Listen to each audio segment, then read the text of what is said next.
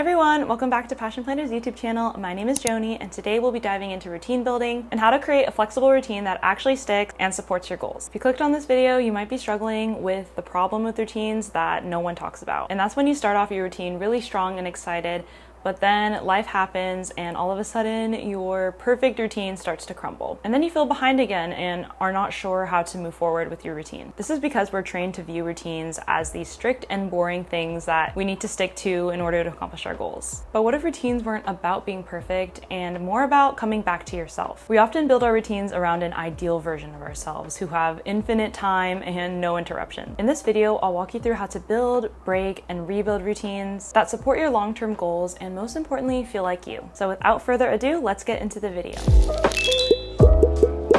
Most routines don't stick because our routines feel rigid and don't involve that humanness aspect like flexibility or creativity. They also may lack connection to real values and goals you have, making them seem pointless or repetitive. If this feels like you, it's important to go back to your why before building your when. The core values worksheet in the Passion Planner helps you assess what's important to you so that you can prioritize goals, habits, and routines that align with your values. For example, someone who values community, creativity, and connection might have a routine that involves checking in with other people, whereas someone who values finances, mental health, and fun might have a completely different view on what tasks to prioritize. You can also utilize the Passion Roadmap, which is designed to help you map out your goals first and then break them down into steps that you can use in your routines. This worksheet is great for long-term goal setting or simply getting your thoughts down to make them feel more doable.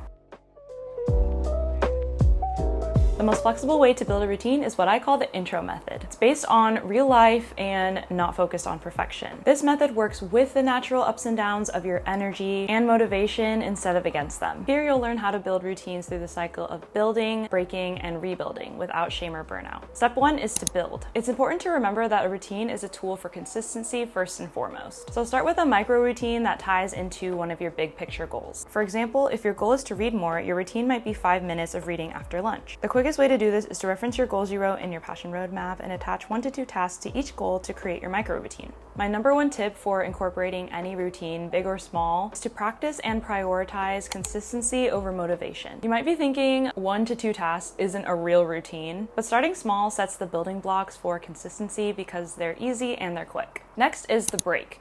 Breaking your routine is actually a completely normal part of following one. So this step is simply to normalize the dip. You'll miss days, life gets messy, and that's okay. Especially for perfectionists, it's hard to accept that breaking your routine is part of the process, but that's what the break step is all about. The key is the next step, which is to readjust and rebuild whenever you're ready to move forward. And that's where rebuild comes in. Here is where you'll reflect and reset without shame. Rebuild around your current reality to meet yourself where you're at, whether you're adding new tasks into your micro routines or swapping out your goals altogether. One way to do this is to use the monthly reflection in your Passion Planner to notice what worked and what didn't, then tweak your next version. Repeat this process until you feel comfortable and confident in your routine. Then you can start to build a full practice that adapts to you. The goal isn't to get it perfect, it's to stay in the loop. Progress happens when you keep returning back to your routine, even if you have to rebuild it a dozen times. And that's the power of the intro method. It meets you where you are every single time. If you're a visual person like me, routines don't need to look like checklists, they can be built with creative tools. This is the Moodboard method. Design your routine like a mood board. Use vision, feeling, color, vibes, whatever you're feeling, and put it all on the page. When your routine looks like the way you want your day to feel, it becomes a daily reminder of the life you're creating, not just tasks that you're checking off. Ask yourself, what do I want my day to feel like? Then build your habits around that emotional tone.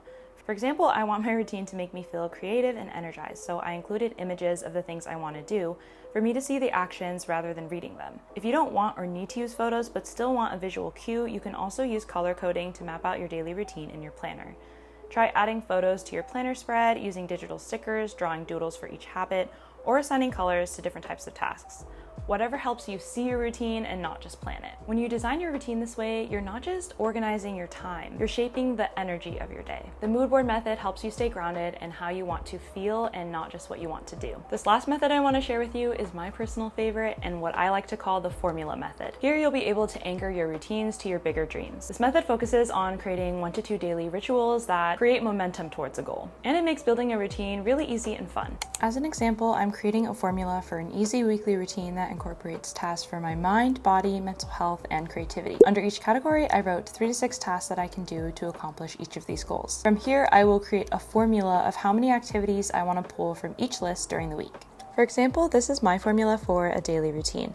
2 tasks to stimulate my mind, 1 movement activity, 3 mental health activities, and 2 creative tasks. So with this formula, here is an example of what my routine would look like.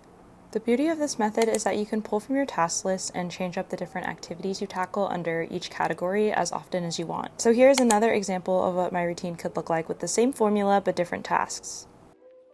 I like this method for those who need flexibility or get bored by the same activities. A tip I recommend to track this in your planner is to use your habit tracker to keep track of your routine consistently. You can write down your routine goals here and check it off when you complete your task for each.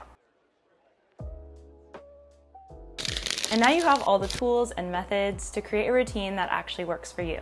Remember, the key for any routine is to keep it flexible, keep it creative, and keep it personal. Thank you so much for watching this video. I really hope it helps you build a routine that feels true to you. And if you're ready to build this routine, don't forget that your planner is the perfect place to start. Give this video a thumbs up, and if you're using your passion planner, I would love to know how you're setting up your routines in the comments. I'll see you in my next video. Bye!